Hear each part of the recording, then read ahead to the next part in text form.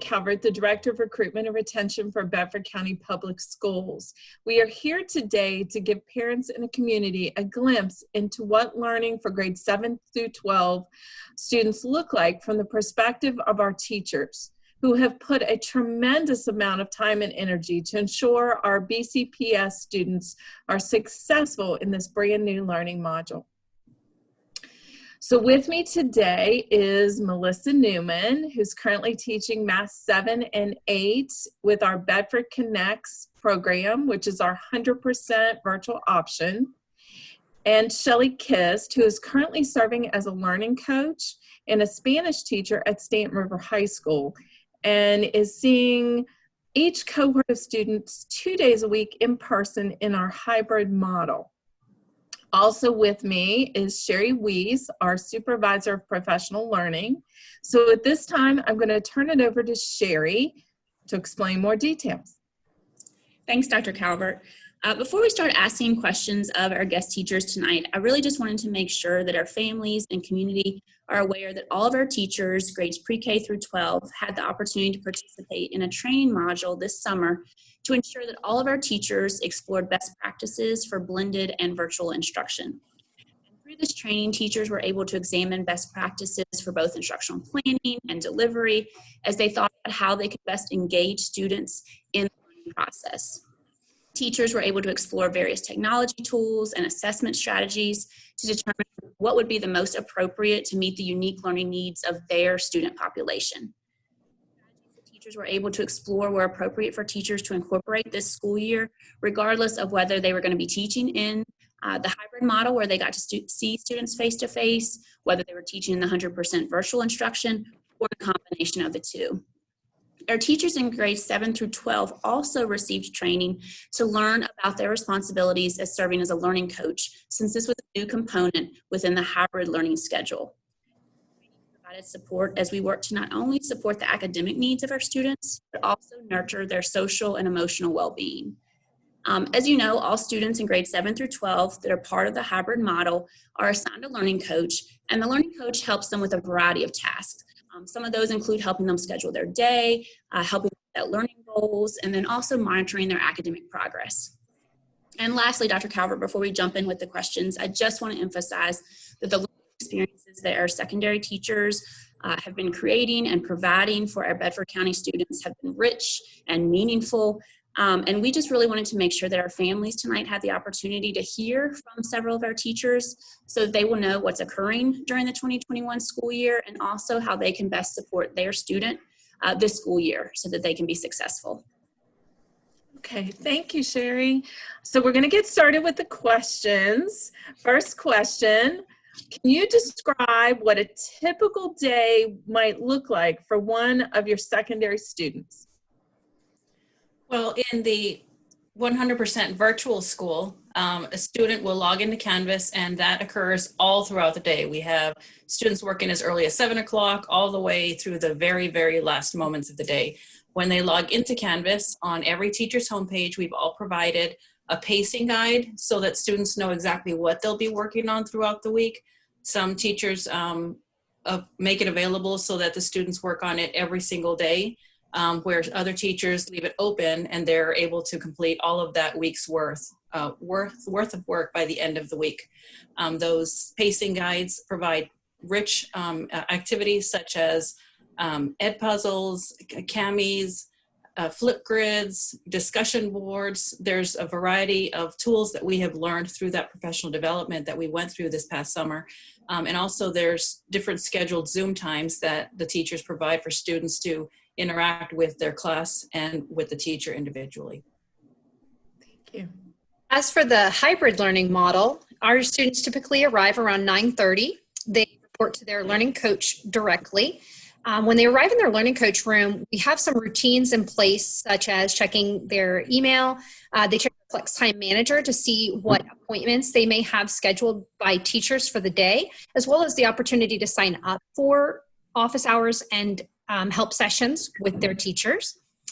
We also have learning coach sessions that we instruct them with. That's going to be social and emotional activities that we do. And it's also just a time for kind of developing relationships and getting to know one another. So there's a lot of conversation and just a lot of things that we do to connect.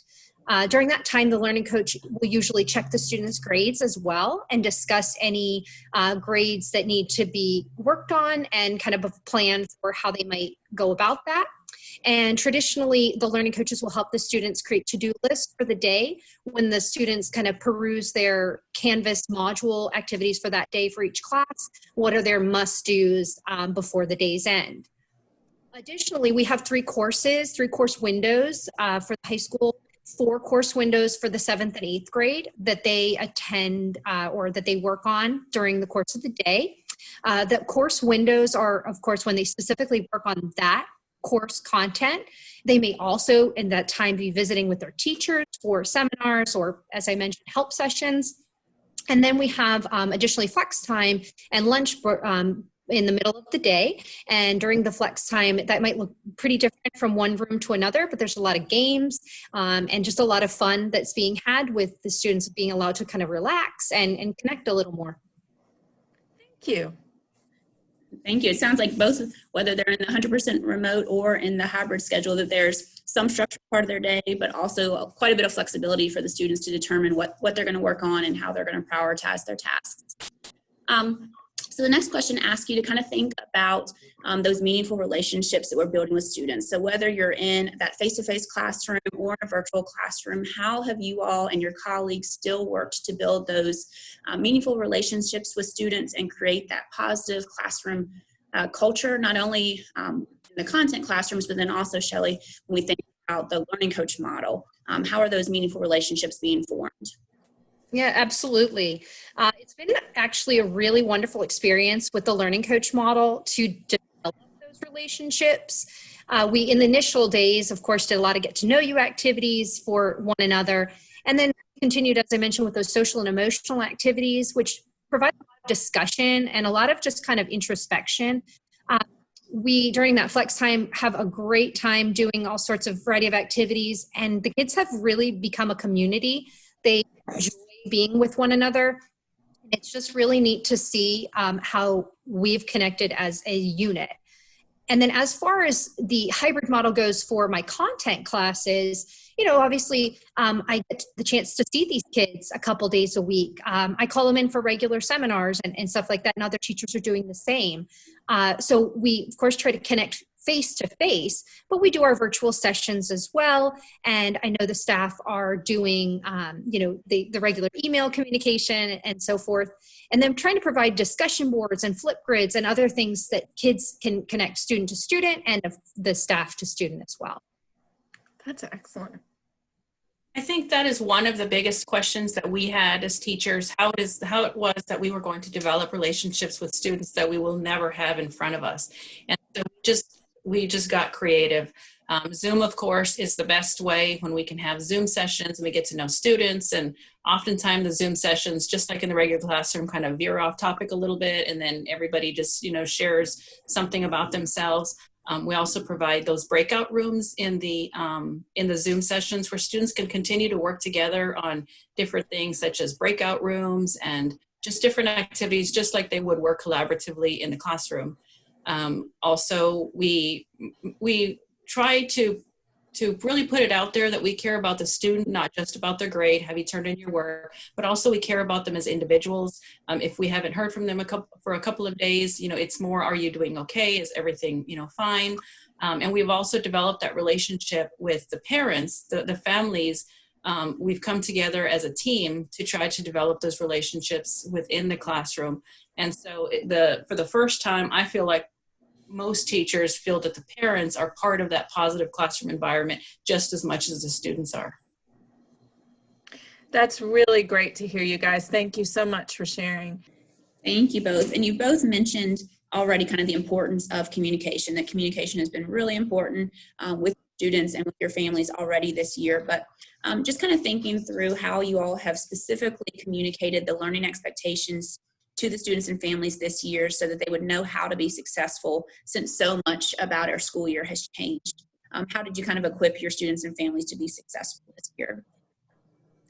Well, we definitely tried to disseminate, as much as we could through syllabi, also through announcements in Canvas, emailing, phone calls, the normal methods of communication. Here in the hybrid model, made sure to have virtual meetings right away with the students and also start bringing them in for seminars as soon as we could, so we could have face-to-face conversations with them about what our courses look like and what our expectations are, how they can navigate it and be successful. And then we've had to continually keep the parents in the loop just to make sure that they understand what we're expecting of students and why. I think that's been a big question for some families is, why are you asking, this or that of our students? What benefit is that, reaping for them? And so we've had to be able to justify what we're doing, and the whys behind it all. So I think we've been trying to really use any method of communication, like I said, and even Remind. I know some teachers are using Remind as just another alternative to try to connect. Right. Before school started, we knew how important it was for these students who weren't actually going to go into a physical building to open a computer on the first day of school. And we wanted them to be comfortable, much like open house. Before school started, the parents would walk the students around to see where their classrooms were. So many teachers reached out to parents prior to school actually started, made a video, explained what the course looked like, how to navigate through it. The parent and the child can have that conversation with, do you understand what you're doing? Again, and also immediately we started having Zoom sessions where we invited parents in. And since then we have continued to communicate with the parents. If we send a Canvas message to a student, we also send it to the observer. It might be directed to the student, but we'd like the parent to be involved as much as possible so that they have the background knowledge also, as well as what's going on in the classroom. Like I said, again, we send out weekly attendance reports. Oftentimes parents are very appreciative of that because they're not as aware.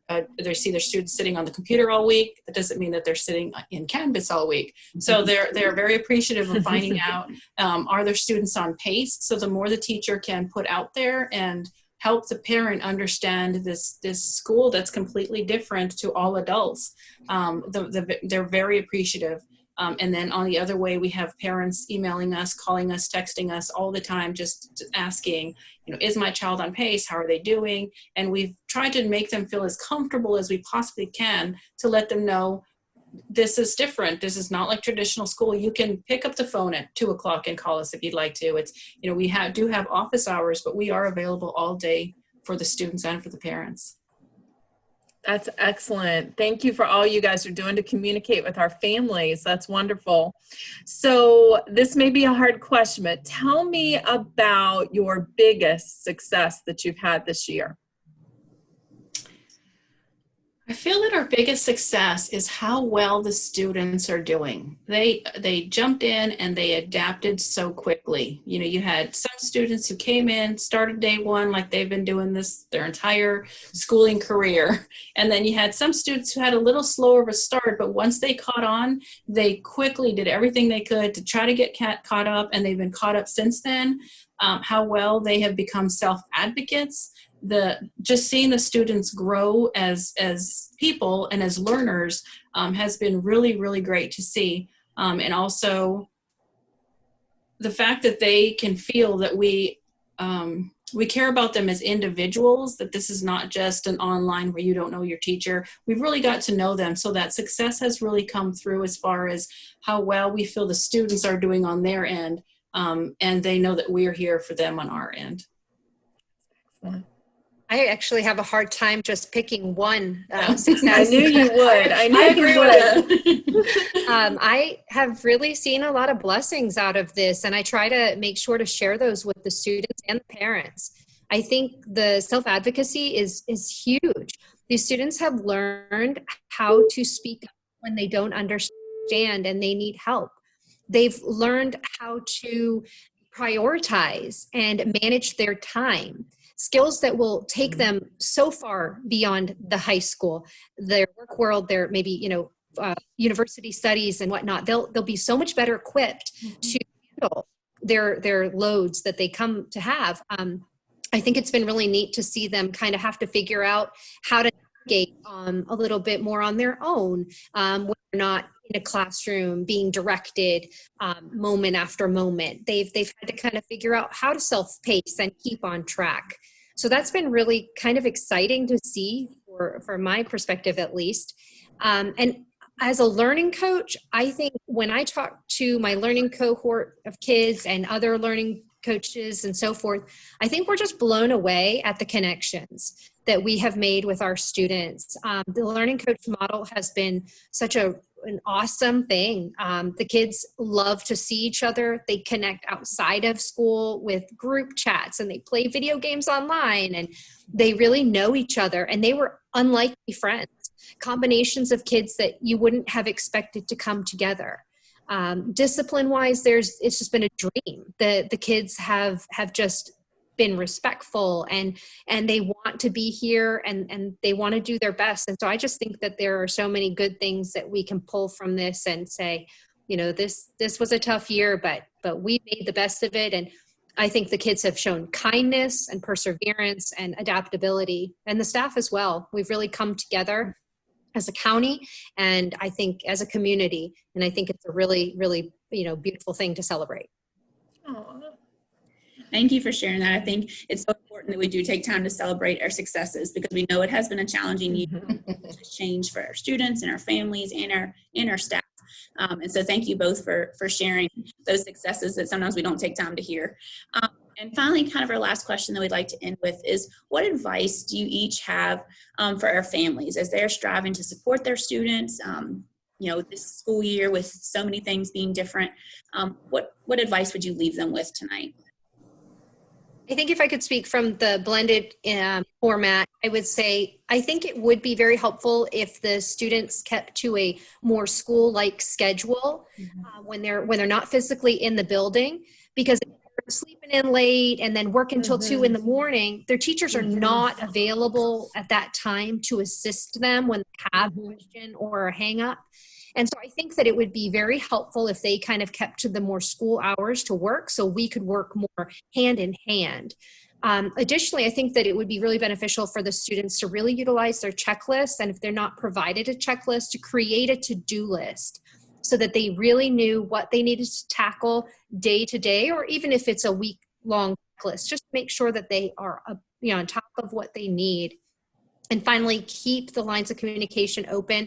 We could not have mentioned that anymore, but I think the number one key to success is that the students communicate with their teachers, and the parents are communicating, and receiving on both ends of that.